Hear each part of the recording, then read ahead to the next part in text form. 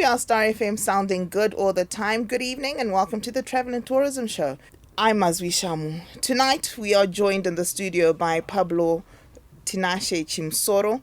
We're going to be talking a bit more about some of the things that he touched on. He was with us on Globetrotting with Mazwi Shamu on the Super Saturday spread with Ayati. Pablo is well-traveled within Zimbabwe and he is also a writer. Pablo, good evening and welcome to the show. Good evening, Mazwi. Thank you so much for the incredible welcome. It's good to have I'm you back. happy to be back. It's good to have you back. Without further ado, can you tell us about the articles that you've written on the tourism industry? Okay, I've been blogging because I felt that there's very little information available with regards to our tourism environment. So I've been writing about destinations. I've been writing also about the challenges that you can face when you're traveling. I've been writing about how you can create a package for you to travel without complications. And I've been writing generally about the tourism environment in Zimbabwe, and also how the benefits of traveling to an individual, because people just think that traveling is for whites only, but then it's also for us, and it does have some benefits for us.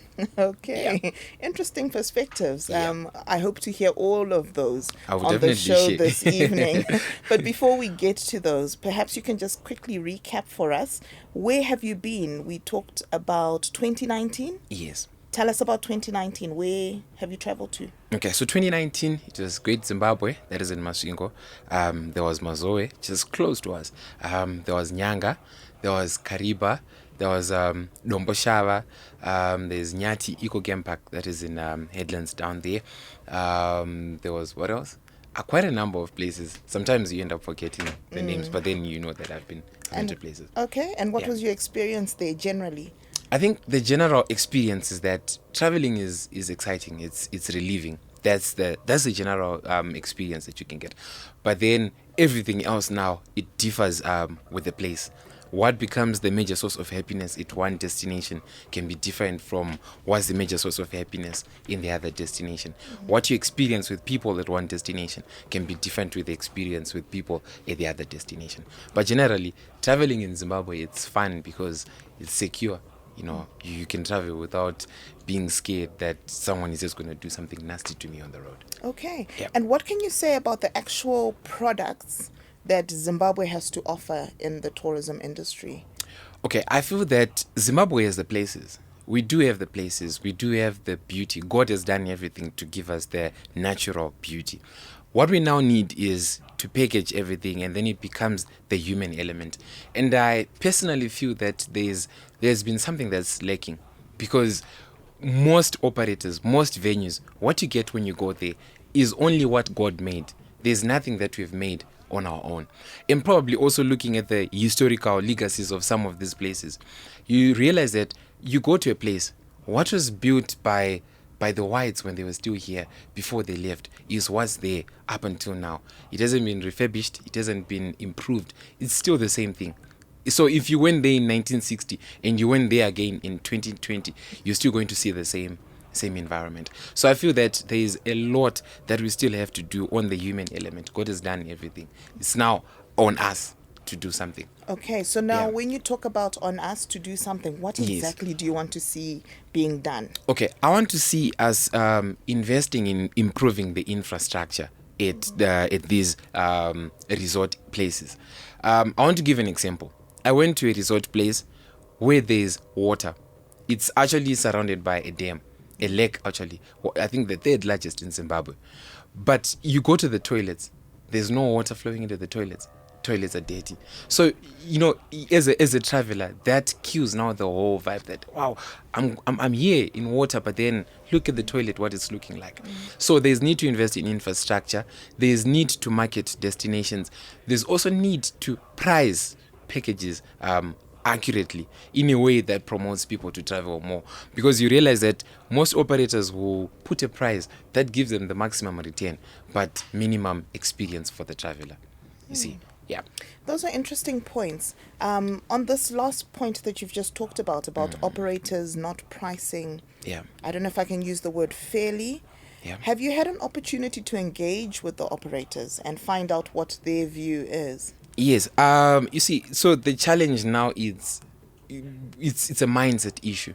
If I'm pricing something at probably, let's say, 10 USD entrance fee, and people are coming, I see nothing wrong with that because it's been working for me. So I feel there's no need for me to change it in any way.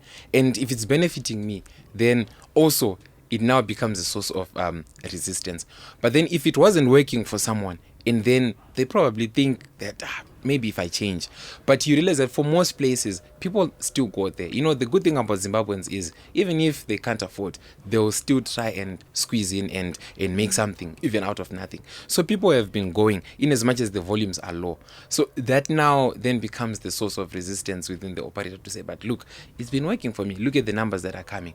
But like I say, a mindset shift would be necessary because it helps the person now to realize that no, we can do things differently and we can benefit me as the operator and Pablo as the traveler. You see, yeah. Okay, interesting.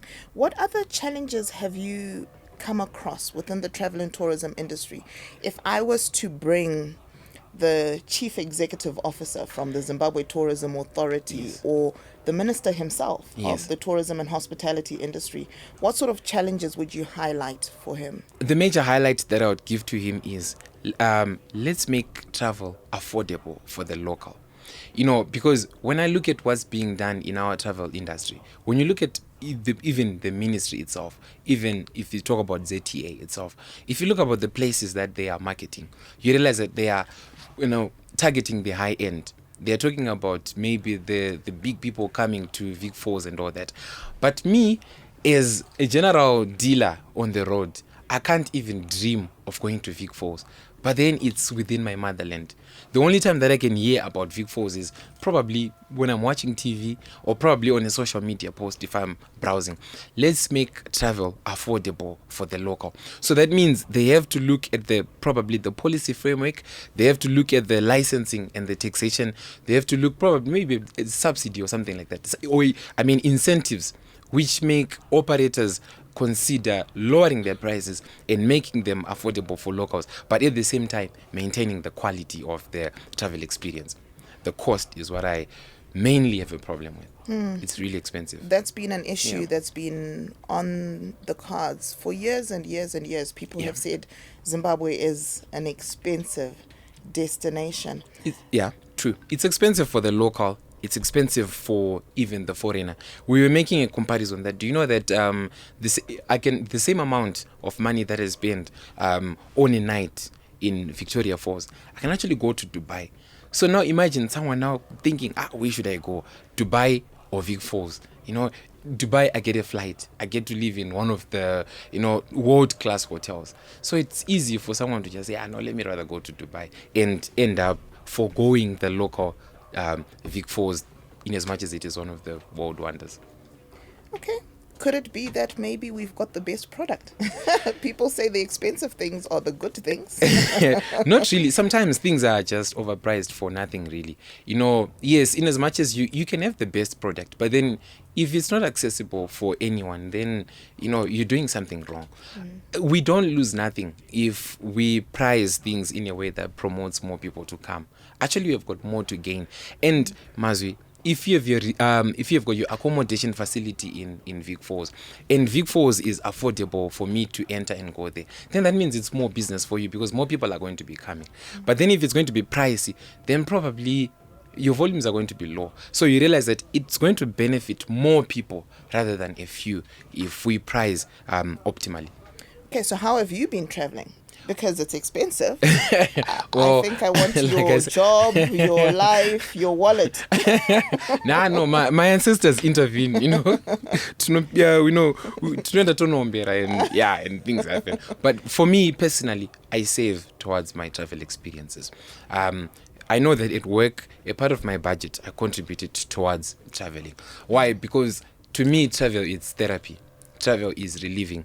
It's the opposite of medical aid, because with medical aid I'm paying so that I can be assisted in the future, but then with travel it heals me in the moment, exactly there and there. Imagine dipping yourself into the waters of Nyangombe, drinking that fresh water.